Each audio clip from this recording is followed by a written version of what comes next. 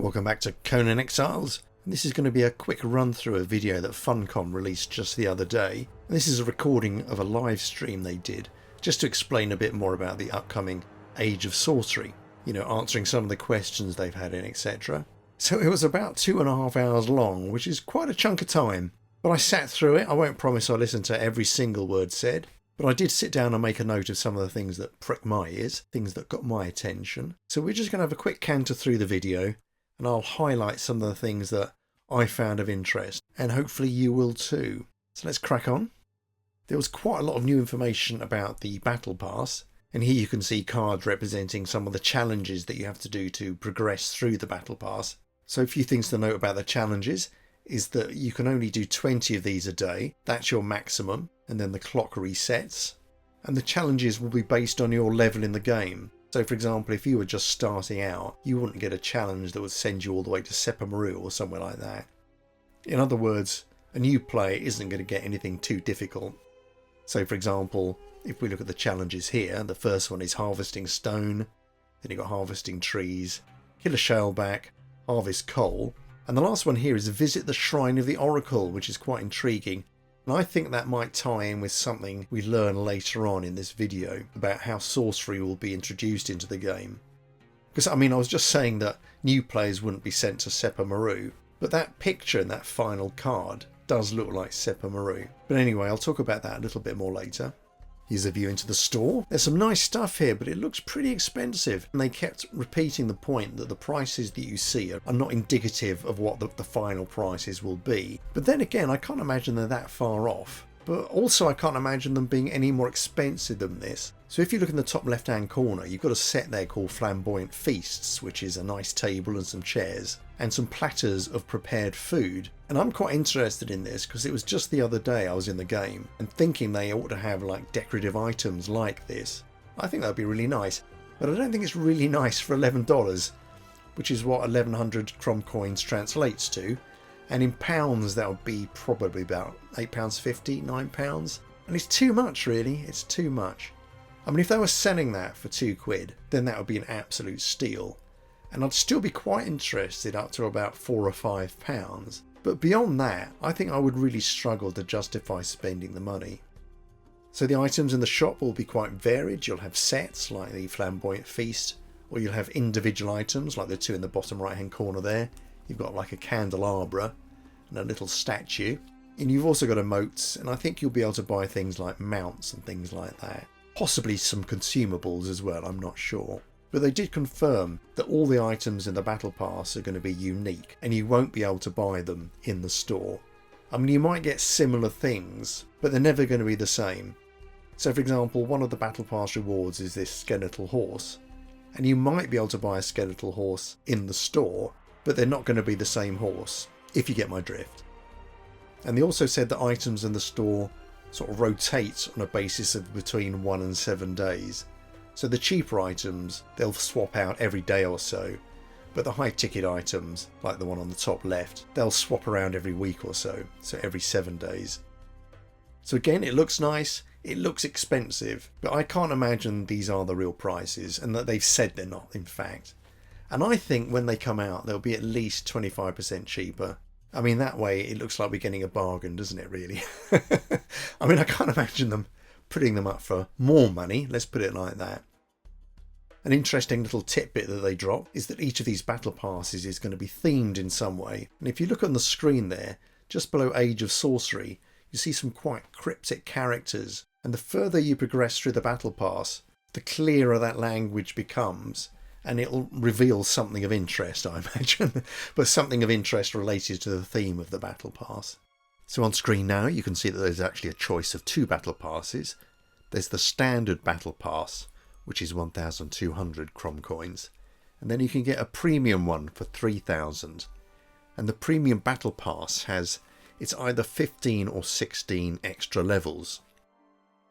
Now there's a slight problem as far as I'm concerned with that pricing structure. Because within the game, 1 Crom coin equals essentially 1 cent. So 1,000 Crom coins, for example, would be $10. But when you buy Crom coins, you always get some sort of discount. So if you look at the pricing scheme here, you'll see there's various ways of buying Crom coins.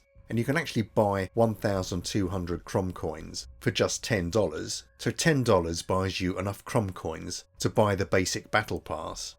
However, there's no way of just buying 3,000 Crom coins to get the premium battle pass. If you look on screen, you'll see that $17.50 buys you the very odd number of 2,640 Crom coins. So to buy the premium battle pass, you would either have to spend $30 or $50, or alternatively spend $17.50 to get that 2,640, then add on another $10 to get 1,200 Crom coins, which will give you enough to buy the premium battle pass, and about 800 Crom coins left over. So I'm guessing they think that anyone who would want to buy the premium pass wouldn't mind having extra Crom coins to spend. But at the same time, I think it's a little bit cheeky, really. I think there ought to be an option where you can just buy 3,000 Crom coins if you want to.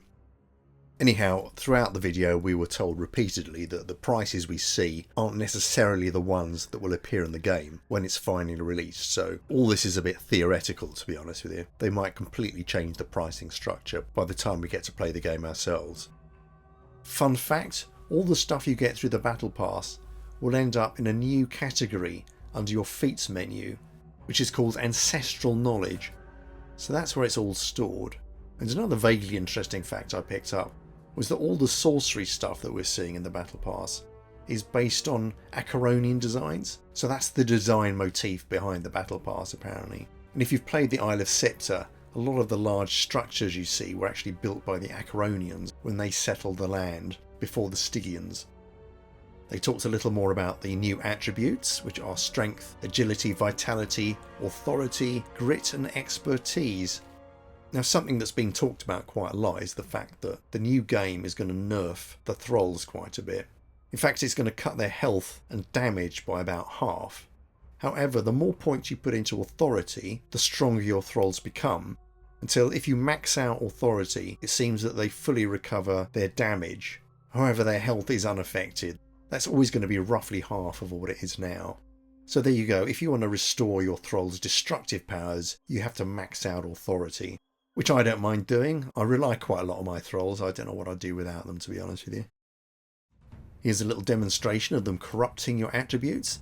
There's only 3 attributes you can corrupt. They're strength, vitality and authority. And you corrupt them by spending soul essences. So you sacrifice a thrall, collect its essence, and then you can spend it on corrupting those 3 particular attributes. You just click on the little purple cross on the right hand side, and then you can corrupt the perks that you've already collected the normal way. Now, they have made a change in that it used to be that you would have to sacrifice 1 thrall to get 1 soul essence, but they found that that was quite harrowing because you have to kill quite a lot of thralls in quite an unpleasant way to get all the souls you need to fully corrupt all those attributes. So what they've done is change the ratio. So now every dead thrall actually earns you 5 essences. So for example, to fully corrupt authority, you would need 20 souls. But rather than sacrifice 20 thralls, now you only have to sacrifice 4. And we'll see in a little bit why sacrificing thralls is a little bit unpleasant. So here we go, here's the sacrificial stone. The idea is that you bop a thrall on the head, knock them unconscious, drag them to the altar, then you chain them down, and then you just cut their throat and let them bleed out into this bowl. And the whole process takes a surprising amount of time. It's quite disturbing in its own way. Yeah, you just have to wait here and watch that bowl fill up with blood, essentially. So yes, strikes me as being a little bit gruesome, but I might get used to it. It might become my favourite thing, who knows. I might be all about the sacrifices at the end of the day. But it's certainly a bit gory. And now we're going to see a demonstration of Shallow Grave. Again, you bop a thrall on the head, knock them unconscious, and drag them over to this, the Shallow Grave. Then you cast your incantations, and you get a nice zombie come up. So this is the zombie version of the thrall that went into the grave, if that needed explaining. And these zombie thralls are actually very powerful. They come out of the ground at level 20, so they don't need to be leveled up. And they last for a couple of days. They were a bit vague about that. It's going to be a couple of days, at least 24 hours. And the longer you have a zombie, the more sort of decayed and corrupted it looks. So they start off looking fairly fresh, and quickly end up looking very skeletal and unpleasant. So here's a close-up of our guy, and I think a significant amount of time has passed here. So he's looking pretty ratty, isn't he? But having said that, I'm sure we'll all be crazy for our zombies. I'm certainly going to get a few anyway. They're going to become the latest fad, I'm sure. You just have to ignore the smell. Now, since we're getting into the sorcery proper, I thought I'd backtrack and pick up on something I mentioned earlier about how sorcery is going to be introduced into the game. And apparently there's going to be breadcrumbs all over the map that lead you to sources of information about sorcery. So in important settlements, you're going to have individuals who can tell you about sorcery and tell you where to go to find out more. And I would guess that one of those settlements has to be Seppa Maru. So I'm wondering if the challenge we saw earlier, the set to go and visit the Shrine of the Oracle, is actually leading you towards a sorcerer or someone who knows about sorcery and who can tell you where to go and get spells, etc. So sorcery isn't going to be dumped in your lap. You're going to have to go out and work for it a little bit, but you're going to pick it up in all sorts of places. So I'm quite looking forward to that. That's going to be interesting.